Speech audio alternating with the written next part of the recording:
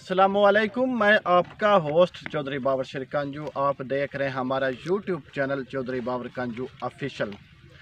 अज मैं दरिया जनाब के किनारे मौजूद हाँ। इत्थे पोलियो टीम दरिया जनाब के दूसरे किनारे पोलियो के एक दिन तो लैके 5 साल के जोड़े बच्चे ने उन्होंने पोलियो पियान गए तो उधरों वापसी आ रहे हैं।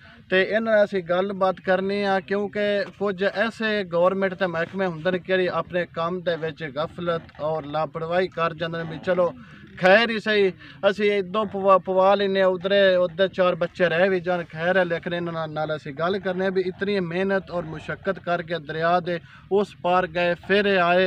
इन्हों यानी कि गौरमेंट की तरफ मुआवजा मिलता है या नहीं बस तनख्वाह या वैसे अपनी ड्यूटी समझ के कारण भी साथे फ़र्ज़ है असा फ़र्ज़ अदा करना है। उन्हें से गल बात करना। अस्सलाम वालेकुम जी। वालेकुम सलाम सर, की ना है अपना? अब्दुल रज़ाक। अब्दुल रज़ाक महकमा सेहत के ड्यूटी है वो तो, लेकिन तुम अपना इलाका एक हस्पताल जी एरिया जलालपुर की कवर कर लो वो भी 3 दिन बड़ा होंगे। तुम इतनी मेहनत मुशक्कत करके दरिया दूसरे पार गए फिर उधरों शाम को वापस आते इतनी की जहमत की लड़ है उत्थे पवा के अपने टिक्का लाइया तो पूरा किया है। बेसिकली साडा सारिਆਂ ਦਾ फर्ज है कि कोई भी बच्चा जिसकी उम्र 1 दिन तो लैके 5 साल तक है वो हुकूमत की तरफों भी हिदायत ने और साडा फ़र्ज़ भी है कि बच्चा पोलियो तो रह ना जाए, ताकि अगर बच्चे 5 साल तक पोलियो के खतरे के साथ पी जाए और इंशाअल्लाह उम्र भर की मजदूरी तो महफूज हो सकते हैं।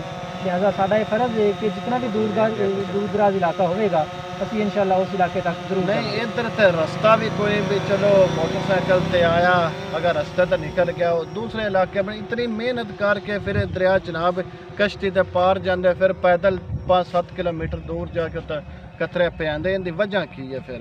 जी, इसकी वजह यही है कि साडा चूँकि अज़म हुकूमत पाकिस्तान का अज़म है इंशाअल्लाह असी पोलियो पाकिस्तान तो फ्री करना चाहते हैं। लिहाजा चाहे सन जितना भी दूर जाना पवे इस वास्ते असी इंशाअल्लाह अपनी पूरी कोशिश करके हर बच्चे तक असी पहुँचांगे ताकि कोई भी बच्चा पोलियो के खतरे पीण तो रह ना जाए। अच्छा, जेड़ा इत्थे हुण तुसीं आए हो इतना पैदल जाते दरिया उस पार है उनका तुहानूं गौरमेंट मुआवजा भी देंदी है या वैसे अपनी ड्यूटी के दौरान ही है? जी, पोलियो के दौरान जितनी भी टीमें हैं उन्होंने गौरमेंट की तरफों स्पैशल अलाउंस जो ना वो मिलिया जाता है। लिहाजा जिस तरह दूसरों मिलता है उस तरीके नाल सब टीमों को जो ना वो भी मिल रहा है। ठीक, आओ जी। अस्सलाम वालेकुम जी। वालेकुम अस्सलाम। की ना है सर? जी, ज़हीर असगर। अच्छा, ज़हीर असगर अगे भी गल की होनी करे इतना पोलियो अगर कतरे पवाए जान तो पिछा भी बढ़न अगर पवाने का मकसद क्या है दरिया तो पार दूसरी जानब जाना? जी बिल्कुल, साडा एक टारगेट होंदा है हर टीम वास्ते। साडी यूनियन कौंसल है, यूनियन कौंसल का पूरा इलाका उस यूनियन कौंसल दियां जी यूनियन कौंसल साधो की साडी यूनियन कौंसल का पूरा इलाका जिहड़ा वो असी कवर करना है। उस इलाके च मौजूद हर बच्चे तक असी पहुँचना है। और इत्थे सूरत हाल ये वे कि साडे गाँव है भून फाजल उस गाँव के कुछ डेरे दरिया तो पार ने क्योंकि दरिया अपनी जगह बदलता रहिंदा। कुछ इलाके ऐसे ने कुछ डेरे ऐसे ने जिहड़े दरियाओं पार ने उत्थे वो साडा इलाका है साडा जाना उत्थे फ़र्ज़ है। इस वास्ते असी कोशिश करने कि औखे सौखे जिमें भी हो के अपने इलाके तक पहुँचिए और अपने हर बच्चे को पोलियो के खतरे पे नहीं वो अंदर खाई जिਉਂदिਆਂ ਦੀਆਂ ने अगर इतों तुम टुर जाओ पार अगर खुदा ना खास हादसा हो जाता फिर कौन उसका जिम्मेवार है? तुम कतरे अगर महकमा सेहत बाहर भी पवावे तो बड़े होंगे तो दूसरा जो महकमे गफलत कर जाते हैं तो तुम क्यों ना करते हैं? जी बाबर भाई, असी बेसिकली जवाब अल्लाह ताला नूं देना है, बाकी महकमे नूं जवाब नहीं देना। जो अल्लाह ताला नूं जवाब देना है उहदे तो डर लगदा कि साडी कोशिश ये होंदी है कि जिहड़ा साडे ते चीज़ां फ़र्ज़ ने असी अपने फ़र्ज़ अदा करिए। तो दूसरा तुहानूं पता है फ़र्ज़ अपने फ़र्ज़ की अदायगी तो दौरान अगर किसी की जान भी चली जाती है तो वह दर्जा शहीद जितना। लिहाजा सानू इस चीज़ तो डर नहीं लगता कि दौरान ड्यूटी साडे नाल कोई हादसा हो जाएगा तो असी जाइए ही ना, बच्चे छड्ड दईए। खुदा न खास्ता एक बच्चा भी मजदूर हो गया तो वह साडी कौम और मुल्क ते बोझ बन जाता है। एक मजदूर बच्चा एक मुल्क और कौम वास्ते बोझ होंदा है। असी कोशिश करनी है कि साडा कोई बच्चा खुदा न खास्ता इस बीमारी का शिकार ना हो। अच्छा, यूनियन कौंसल साधो की दे विच हुण तक या तुहाडी ड्यूटी के दौरान कोई ऐसा केस सामने आया? जी, फिलहाल पिछले 4-5 साल तो इस तरह का पोलियो का कोई केस नहीं आया। उसकी वजह यही है कि साडियां टीमां बड़ी फर्जशनासी नाल हर घर जाके अपने हर बच्चे नूं कतरे पिआंदियां ने। लिहाजा साडा फिलहाल कोई केस नहीं पोलियो। अस्सलाम वालेकुम। वालेकुम सलाम। ਕੀ ਨਾਂ ਹੈ? गज़नफ़र अब्बास। अच्छा गज़नफ़र अब्बास है इत्थे दरिया चनाब ते दूसरे पार है यानी कि पोलियो टीम कतरे पवैन गई है बच्चों ਨੂੰ जी जी ਤੇ ਉਹਦਾ ਤੁਸੀਂ ਇਸ ਹਵਾਲੇ ਨਾਲ ਤੁਹਾਡਾ ਕੀ ਤੁਸੀਂ ਆਖ ਸਕਦੇ ਹੋ ਬਈ ਇਹਨਾਂ ਦਾ ਐਡਾ ਫਰਜ਼ ਸਮਝ ਕੇ ਅਦਾ ਕਰਨਾ ਅਗਰ ਇੱਧੇ ਰਹਿ ਕੇ ਪਿੱਛੇ ਵੀ ਕਰ ਸਕਦੇ ਨੇ ਤੇ ਇਤਨਾ ਕਿਉਂ ਜ਼ਰੂਰੀ ਸਮਝਦੇ ਨੇ बिल्कुल जी। ये महकमा सेहत दियाँ जड़ियाँ हैल्थ वर्कर ने या नाल सारे पोलियो फ्रंट लाइन वर्कर ने मेल फीमेल सारे ਉਹਨਾਂ ਦੀ ਇਹ ਜੀ ਬੜੀ ਮਿਹਨਤ ਹੈ, ਬੜੀ ਆਪਣੇ ਮਹਿਕਮੇ ਨਾਲ ਜਿਹੜੀ ਹੈ ਨਾ ਉਹਨਾਂ ਦੀ ਇਹ ਵਫਾਦਾਰੀ ਹੈ, ਆਪਣੇ ਫਰਜ਼ ਨਾਲ ਵਫਾਦਾਰੀ ਹੈ ਕਿ ਉਹ ਦਰਿਆ ਚਨਾਬ ਦੇ ਦੂਸਰੀ ਸਾਈਡ ਤੇ दूसरा कश्ती के उत्ते बैठ के जनाब जड़ा है वो बड़े मुश्किल तकलीफ नाल जड़ा है बड़ा देर इंतज़ार करने तो बाद दूसरी साइड ते पहुँचते हैं तो जाके अपने बच्चे जड़े ने पोलियो जड़े एक दिन तो लैके 5 साल की उम्र तक जेडे बच्चे ने उन्होंने कतरे पी वैंदियां ने जेडे बच्चे उधर दूसरे पार ने वो मुतलका इस इलाके दे उधर ने जी जी बिल्कुल ये यूसी यूनियन कौंसल चक भट्टी दे बच्चे ने जी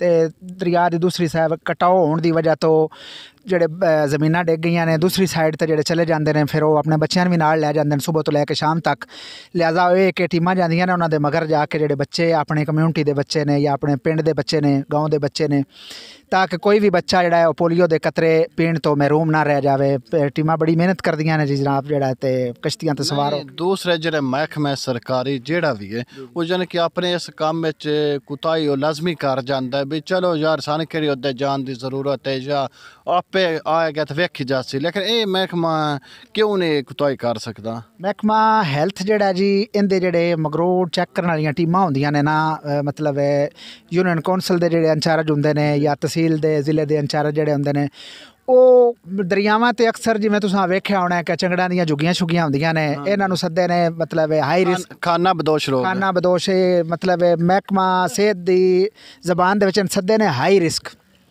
ਇਹ ਹਾਈ ਰਿਸਕ ਜਿਹੜੇ ਹੁੰਦੇ ਨੇ ਇਹਨਾਂ ਦਾ ਕੋਈ ਪਤਾ ਨਹੀਂ ਹੁੰਦਾ ਅੱਜ ਇੱਥੇ ਨੇ ਤੇ ਕੱਲ੍ਹ ਨਾ ਕਿੱਥੇ ਬੰਦੇ ਰਹਿਣਾ ਲਿਹਾਜ਼ਾ ਇਹ ਕਿ ਇਹਨਾਂ ਵਰਕਰਾਂ ਦੀ ਵੀ ਤੇ ਮਹਿਕਮਾ ਜਿਹੜਾ ਹੈਲਥ ਹੈ ਉਹਦੀ ਵੀ ਇੱਕ ਕੋਸ਼ਿਸ਼ ਹੁੰਦੀ ਹੈ ਕਿ ਜਿਹੜੇ ਹਾਈ ਰਿਸਕ ਏਰੀਆ ਨੇ ਨਾ ਕਿਉਂਕਿ ਅਕਸਰ ਜਿਹੜੇ ਚੰਗੜ ਵਗੈਰਾ ਹੁੰਦੇ ਨੇ ਦਰਿਆਵਾਂ ਦੇ ਕਿਨਾਰੇ ਤੇ ਹੁੰਦੇ ਨੇ ਤੇ ਜਾਂ ਦੂਸਰੀ ਸਾਈਡ ਤੇ ਚਲੇ ਜਾਂਦੇ ਨੇ ਤੇ ਇਹਨਾਂ ਨੂੰ ਬੜਾ ਮਿਹਨਤ ਨਾਲ ਜਿਹੜਾ ਨਾ ਜੀ ਪੋਲਿਓ ਦੀਆਂ ਟੀਮਾਂ ਜਿਹੜੀਆਂ ਮਹਿਕਮਾ ਸਿਹਤ ਦੀਆਂ ਟੀਮਾਂ ਨੇ ਉਹ ਕਵਰ ਕਰਦੇ ਨਾਜ਼ਰੀਨ ਜਿਵੇਂ ਤੁਸੀਂ ਇਹਨਾਂ ਦੇ ਵਰਕਰਾਂ ਦੀਆਂ ਵੀ ਸੁਣੀਆਂ ਨੇ ਔਰ ਇੱਥੋਂ ਦੇ ਜਿਹੜੇ ਇਲਾਕੇ ਨੇ ਇਲਾਕੇ ਮਕੀਨ ਲੋਕ ਉਹਨਾਂ ਦੀਆਂ ਵੀ ਸੁਣੀਆਂ ਨੇ ਕਿ ਪੋਲੀਓ ਪਵਾਉਣਾ हर बच्चे ते फ़र्ज़ है हर पाकिस्तानी शहरी नू फ़र्ज़ है कि अपने बच्चों नू पोलियो पिलाना चाहिए ये एक मौजी बीमारी है यानी कि इन्हें तो बचाने वास्ते महकमा सेहत की जी टीम है वो तुसी आप भी सुने और वेख्या भी कि दरिया ते दूसरे पार गए ने और उदे किहड़े इत्थे यूनियन कौंसल साधो की दे मुतलका पिंड ने जां उन्हां दे डेरे ने उत्थे उन्हां दे किहड़े बच्चे ने उन्हां बच्चों नू इन्हां पोलियो पिआए ने और इनदे तो हर किसी नू हर पाकिस्तानी शहरी नू चाहिए कि अपने बच्चों नू पोलियो पवाना चाहिए ताकि इस मूजी मरज़ तो बचा जा सके तो इस नाल ही मैं तुहाडा अपना होस्ट चौधरी बाबर शेर कांजू तुसीं इजाज़त दिओ वस्सलाम।